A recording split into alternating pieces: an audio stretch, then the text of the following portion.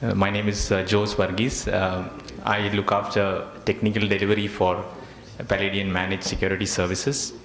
And one of my key responsibilities is to build and operate security operation centers. And over the last 10 years, we have had the privilege of building and operating SOCs for a large number of esteemed customers in Saudi Arabia. And as you would agree, running an SOC is, is a challenging task, be it detecting the advanced persistent threats, or detecting a multi-stage attack, or if we have to detect a low and slow attack, it has always been challenging. And the past year, we have had several lessons in how not to run SOCs. We have had several large, data breaches which happened. We had the breach at Target, one of the largest retailers in the US, where about 76 million US customers, they say 1 in 3 US customers who had a credit card lost their information in that breach. We had a similar one at Home Depot, which was again a large retailer in the US.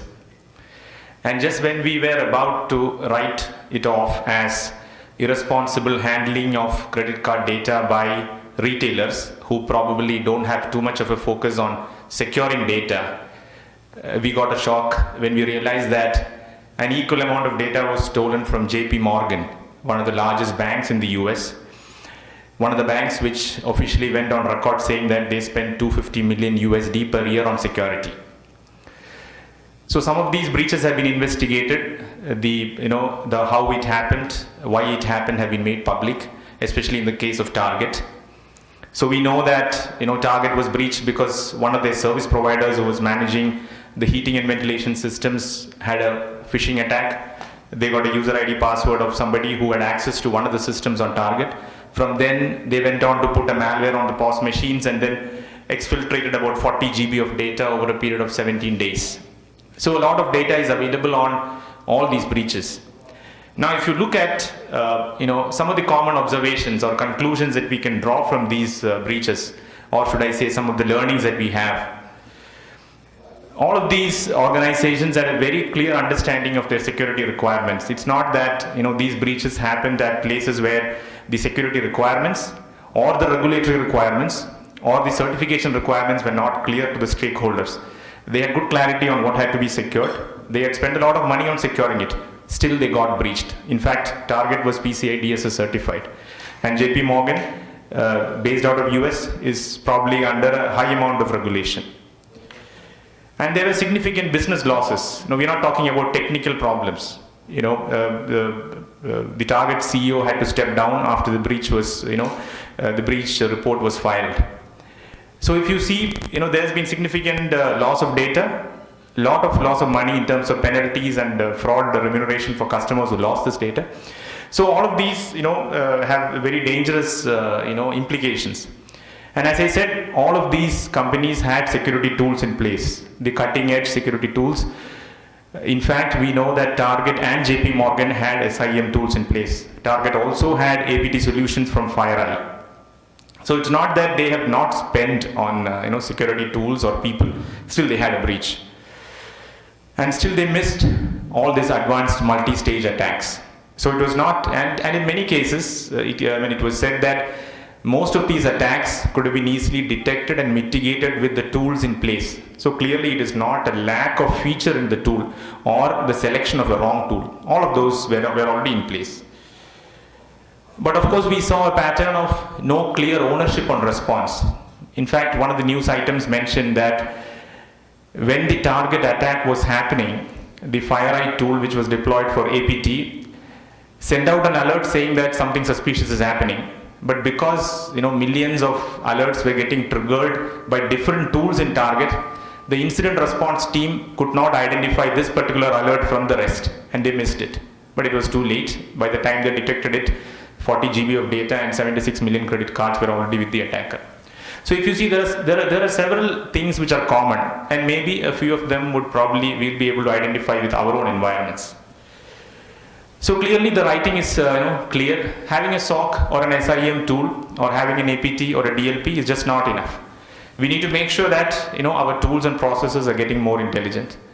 So today's presentation is an attempt to share with you what we believe should be the next generation SOC, or the SOC 2.0, or what we call as the intelligent SOC. What are the things that we should do as CISOs to ensure that our SOC is not just a collection of tools, but is really identifying the right attacks, and we are responding to all of these on time. So if you look at what is the current state of SOC operations, as I said, we have a large number of tools. We have the antivirus, we have the IDS, IPS, the URL filtering, all these tools. There's a large number of people managing these tools. Then we have a set of people who operate the monitoring set of tools, which includes the SIM, the DAM, the DLPs, the APTs, the FireEyes.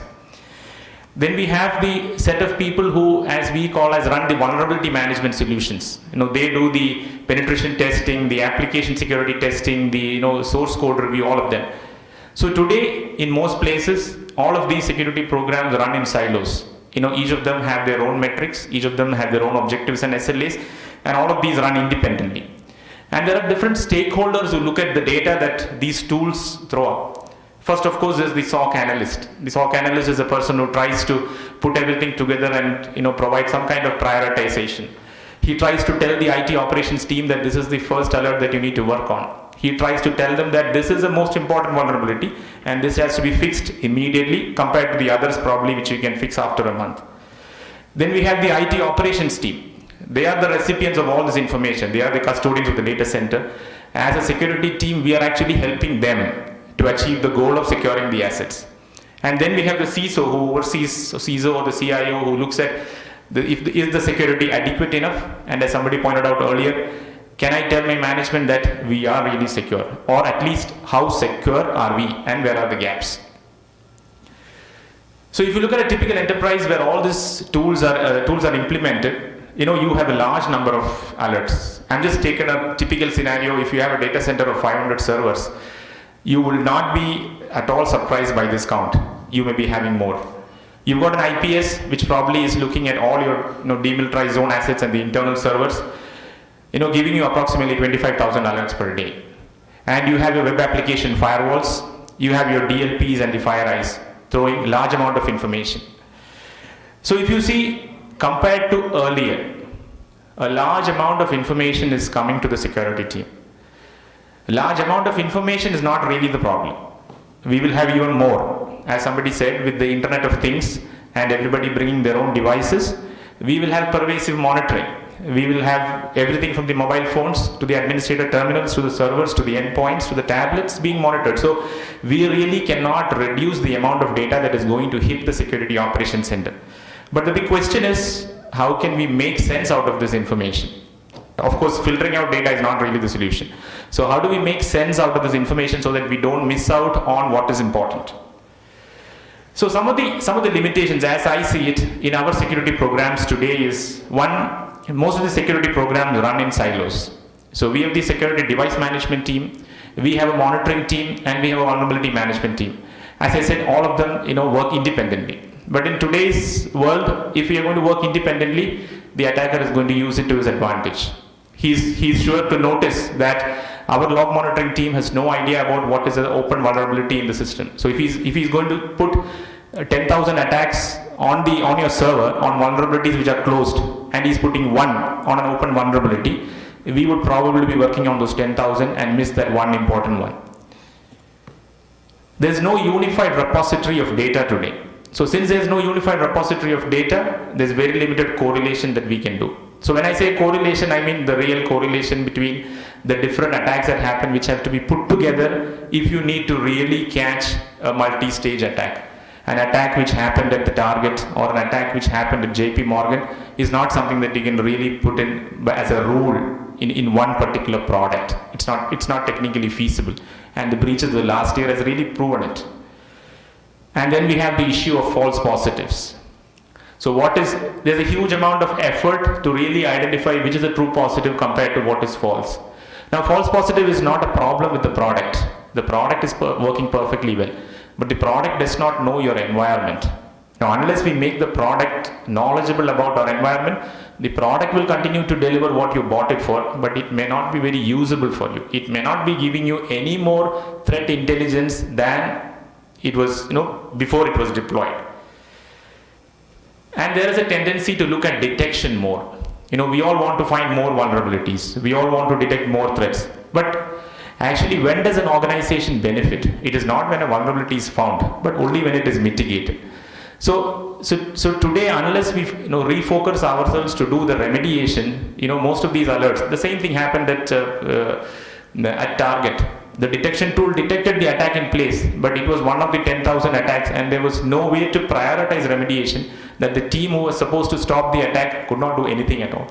So we need to have an equal focus on remediation. And if we need to tell the team what to remediate, we need to have an intelligence SOC which tells them how to prioritize. Unless we have that, we will just remain a security operations center which just generates a large number of alerts. And we need actionable intelligence. So if you can reduce false positive, if you can give the context to the security operations center, if you can use historical information to predict how much time you will take to mitigate, then we can give actionable intelligence. Because one thing is for sure, we only have finite resources to act on the threat alerts and the vulnerability alerts. We may be having a large number of tools, and a large number of alerts which come up, but the amount of time that we have to remediate is always limited for every organization. So unless we help the team who has to take action to prioritize, our security operations center will always, remain a failure, and we would sooner or later have to face a breach. So as I said, we need to become more intelligent, and security intelligence has been something which has been in the works for all kind of product vendors. If you look at like my speaker Alexander said, SIM tools are building security intelligence. If you look at the threat intelligence feed, we have it coming from the surveillance, the RSAs, with the Threat Connect. A lot of people are giving us the global threat intelligence, which are the bad IPs, which are the IPs which send out spam mails, which are the phishing sites. A lot of threat intelligence coming. We even have endpoint analytics. We have, we have the likes of Mandiant telling us what is the action that is happening at the endpoints, and hence derive intelligence from that. We have the GRC analytics, and we have the forensic analytics. So security intelligence is coming from different sources today.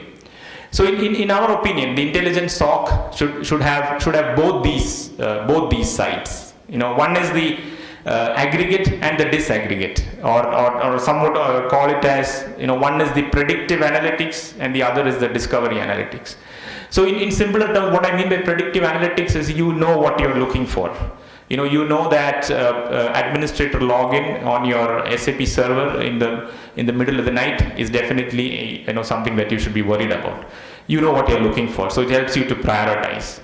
Discovery analytics is you do not know, what you're looking for. All you have is you have all the login success and failures on your SAP, and you look at it and try to see whether there is a pattern. You see whether there are some outliers. You see whether somebody is logging in once in a week at an odd time. So you need to have both the predictive and the discovery analytics, so that you can do prioritization as well as investigation. So in your intelligent SOC, irrespective of which tools you use, you need to ensure that you have both these sites covered. Otherwise, you are definitely going to miss some of the attacks.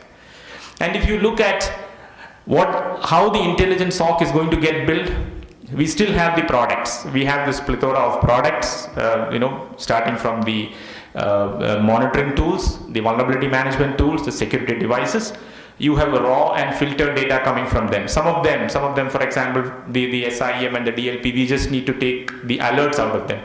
For some of those tools, like your network behavioral analysis devices or your forensic tools, we may have to take all the data. Okay, then you aggregate the data into a single database so that you have a unified repository of all the information, from all these different tools. Then you build the rules, the machine learning and the visual analytics so that it gives you the right information. Again, the right information for the SOC analyst so that they can prioritize, so that they can tell the IT operations team which are the alerts or which are the vulnerabilities they have to immediately act on. So that the IT operations can prioritize their tasks. They are not running behind fixing all the problems in one shot. And the CISO knows what are the key metrics. So in an intelligent SOC, what we have is a unified information repository. what we have is, visual analytics and predictive rules, both of which will allow us to, identify all the attacks and also track the remediation. So in the second part, I will run you through some of the specifics, if properly implemented, what an intelligent SOC can do for you. First, of course, detect the complex attacks. As I said, we do business application monitoring, we do infrastructure monitoring, and we do data security monitoring. If these programs continue to run in silos, you would probably miss the attack. Because today, a complex attack has to put together the data that comes from an infrastructure monitoring, like a FireEye or an APT, which says there is an anomaly in the user access. Then we look at the business application saying that this particular user who was detected in FireEye has done some changes in the business application. And then you see that from the same user, you have a large amount of data going out, which has been detected using a DLP solution. So most of these complex attacks will force us to look at multiple solutions. We have to put all the data in a unified repository, then only are we going to detect these multi-stage attacks. And as I said, this has been proven time and again in the last year in all these breaches that has happened. And evaluate your risk in the business context. Now you get an alert. I say, how are you going to help your SOC analyst prioritize? There's a lot of contextual information that he needs. First and foremost, he needs to have the asset information. What is the asset? What is the criticality? What is the vulnerability level of the asset? Who are the neighbors of those assets? All of that information is something that he needs. If he sees an alert, what is the prevalence of this alert? How common is this? Is it attacking one asset or is it attacking many assets? What is the corresponding vulnerability? Do we know, if somebody is doing an OpenSSL attack, do we know whether the OpenSSL that we run on our internet banking server is the latest version or not? Or is our vulnerability information 1 year old? If it is old, then obviously the SOC analyst is not in a position to prioritize what has to be done. The propagation. Do we know who the neighbors are? Do we know that even our corporate website has a vulnerability, but it sits in the same segment as the internet banking? So if there is a vulnerability on the corporate web server, you may not have any critical information on that, but if that vulnerability is exploited, your internet banking server is at risk. So does your SOC platform provide you that intelligence on what is the possible propagation? So once you have this kind of contextual information, the SOC analyst is able to find out of those 1,000 alerts which happen in the 1 hour, which are the 1 or 2 which need to be prioritized. It is just not enough to give it. He also needs to understand some historical information. How often has a threat occurred in the past? And if it has occurred, how much time have we taken? So this information is good for the CISO to know how this new vulnerability or threat is going to change his threat profile or risk profile. For example, if in April, when the Heartbleed vulnerability was announced, many of the CISOs were caught unawares. It was a vulnerability on OpenSSL. It was made public that if you don't patch it, any data in the memory can be stolen even if it is SSL encrypted. Many of the CISOs did not know how many of their assets had OpenSSL's vulnerable version. Many of the CISOs did not know what to give commitment to the management. How much time will you take to upgrade OpenSSL to the latest? Because they don't have any historical information. They may have applied a patch earlier, but that information is not available in the system. So in an intelligent SOC, you need to have contextual information. You also need to have historical information. Otherwise, it's very difficult for you to predict what is your current risk profile and how has it changed because of the current alert. Of course, we need to, as I said, once you get an alert, you need to do the triage. The triage is a process of prioritizing, from an available set. So when you get the threat alert, the SOC analyst should have this information at his disposal. Is the alert related to an open vulnerability? Has it occurred in the past? How much time I have taken to fix it? All of that is required if he has to prioritize. And if it is a low priority event, it can be fixed later. He doesn't even have to inform it to the IT operations. Compared to if he has a threat which has got several occurrences and there is a corresponding open vulnerability, it has to be prioritized immediately. So what I'm saying is this contextual information should be made available in your SOC platform or an independent tool. I'm not focusing on the tool, but what I'm saying is this is an information to be available at the disposal of the SOC analyst. As I said, one way is looking for threats which you know. That is what we call the predictive one. We also need the discovery analytics. As I said, your intelligent SOC platform should provide you big data analytics or you call it what you like, but essentially you need to use methods like clustering. See, this is basically, I have clustered the login success and failures are happening on an Active Directory server. So if you see, 99% of the instances have a pattern, but there are certain outliers. These outliers are Active Directory success and failures which have some pattern different from the remaining 99.9%. Either the time of login is unique, or probably the source IP from which he has connected is very unique, or there is some pattern. So here you are not going with a preset mind of detecting an attack, you are discovering an attack. The tool, the intelligence SOC, is giving you tools to visualize the data so that you can discover what you call unknown threats, or threats for which a signature cannot be written. So the SOC platform or the SOC tool you use should allow you to detect known as well as discover unknown. So go beyond rule-based threat detection. Then the other part is, as I said, tracking remediation. So remediation is a simple terms. If you have not operated a SOC before, you think that vulnerabilities are either open or closed. Threats are either attended or not. But in reality, it is not like that. If you do a security testing and you find out a vulnerability, in most of the banks today, the application developer will say that I cannot fix the vulnerability immediately. They will probably take some time from you. They will say that I will fix it in the next cycle. I will probably do it in the next version upgrade. So as a CISO, you would tell that I will give you a risk exception. You are committing to me that the vulnerability exists, but you want to still go live, and you are taking 6 months time. We give a risk acceptance and then we forget about it. And then we come back to it probably 2 years, 3 years later, and we realize that the vulnerability still exists. So in a real world, it's not just open or closed. There is an open, there is a risk accepted. There is probably one more stage where the application owner says, I have fixed it. But the CISO is not in a position to verify immediately. Okay, you go by his word that yes, there was an SQL injection and we have fixed the vulnerability. So in a real world, any ticket, as you call it, of a vulnerability management program or a SIM program has several stages. Moving from unsafe to safe, there are several stages. So unless you have a remediation mechanism which tracks all of them, the open, the closed, the risk accepted, you're definitely going to miss a lot of them. So essentially, my request is there should be an equal focus on remediation.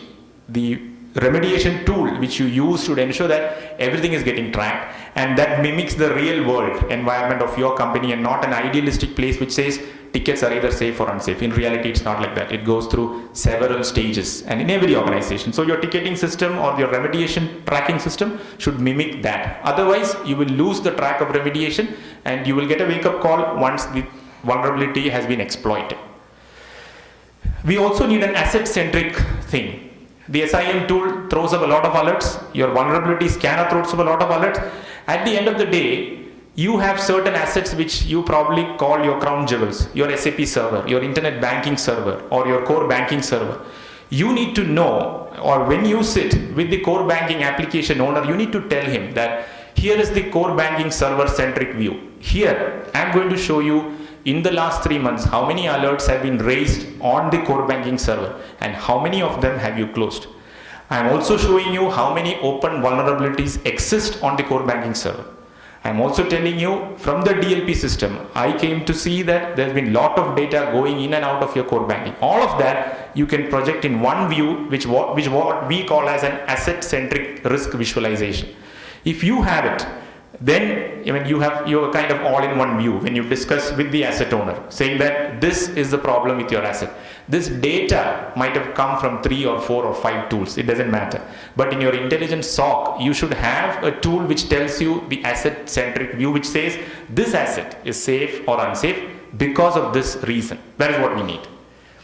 We also need risk analytics. You need to look at the repeated threats. If a threat is happening multiple times, you need to know, are we under a persistent attack? Or is this one threat in a multi-stage attack? We need to know that. Because if there are persistent attack, that response may not be standard. For example, if you see an access from an unfriendly country, your standard response may be to block that IP in the firewall. That is good if you see it once in a while. But if you see the same IP targeting you for many times on many ways, then blocking at the firewall may not be the solution. But for that, your intelligence SOC should tell you that you have a persistent attack in progress. Same with persistent vulnerabilities. For example, if you see the vulnerability repeating, the solution may not be to just fix that vulnerability. You may have to go back and tell your procurement team that we may not want to buy software from this software developer. Or for example, if you see persistent vulnerabilities on a particular software, you may decide that you may want to discontinue, Apache and move to another platform. So for that, you need to get this analytics information, and for that, all the information needs to be at a common, unified place. We need to track the security metrics. As I said, when you run a SOC, and it is easy to be carried away for product-centric metrics. The amount of time that the SIEM takes to detect an attack is not really relevant for you. Because if you are a CISO and if you're running a security operations center, what you need to look at is the mean time to detect an attack, or the mean time to fix a vulnerability, or the top 5 vulnerabilities, irrespective of whether they came from penetration testing, vulnerability assessment, config audit, or source code. You need to know as an organization which are the top 5 vulnerabilities against which I am fighting day to day. So your intelligence platform should be able to define and track security metrics for you. And as we know, what gets tracked gets improved. But you need to make sure that you track the right metrics. So in summary, if you look at, if you have an intelligence SOC, first we get to identify all the attacks. The simple, the complex, we have both capabilities to detect and to discover. We evaluate the true risk of an event. As I said, you look at the context, you look at historical information, you look at how much time you're able to close it. So your SOC analyst has all the information to help prioritize what has to be acted upon. You keep track of all remediation. It may be a simple ticketing system, but make sure that it mimics the real world, not a safe, unsafe, which is not the real. And have asset-centric risk visualization, and define and improve the security metrics which are relevant for your security operations center. So this is what I wanted to share with you. So we need to move from a tool-centric security operations center to one which is more intelligent, and will help our analysts to prioritize, our asset owners to remediate faster, and for all of us, we become more confident that we can detect and resolve a data breach than find out after it has happened. Thank you very much for your attention.